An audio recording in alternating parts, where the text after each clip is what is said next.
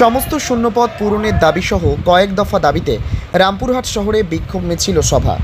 বাংলাভাষী পরিযায়ী শ্রমিকদের বাংলাদেশি তকমা দিয়ে নিপীড়ন আর বিভাজনের রাজনীতির প্রতিবাদ, সকল শূন্যপদের স্থায়ী নিয়োগের দাবি, মদ ও মাদকদ্রব্য অশ্লীলতা প্রসারের বিরুদ্ধে 2 থেকে 9 সেপ্টেম্বর রাজ্য জুড়ে যুব বিক্ষোভ ও ডেপুটেশন কর্মসূচির ডাক দেওয়া হয় এসইউসিআই কমিউনিস্ট পার্টির যুব সংগঠন এআইডিওয়াইওর পক্ষ থেকে।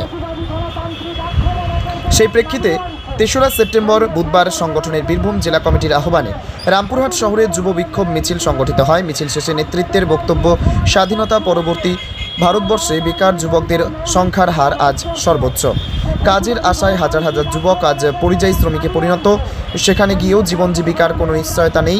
বাংলা ভাষা বললেই বাংলাদেশি বলে দাগিয়ে দিচ্ছে। এছাড়াও রাজগ্রাম এলাকায় পাথর খাদান শিল্প কয়েক মাস ধরে বন্ধ রয়েছে। এখানে শত শত যুবক কারখানায় কাজ করে জীবিকা নির্বাহ করে, তারাও কাজ হারাতে বসেছে, যার প্রেক্ষিতে পরিযায়ী শ্রমিকের সংখ্যা দিন দিন বাড়ছে। অন্যদিকে মদ ও মাদকদ্রব্য, তার সাথে যুক্ত হয়েছে অশ্লীল পর্নোগ্রাফি, জুয়া, অনলাইন লটারি, যা যৌবনকে যৌন সর্বস্ব ক্লিবত্বে পরিণত করেছে, যার ফলে বাড়ছে অপরাধ প্রবণতা, পারিবারিক অশান্তি, নারী ধর্ষণ, খুন, নারী ও শিশু পাচারের মতো ঘৃণ্য ঘটনা।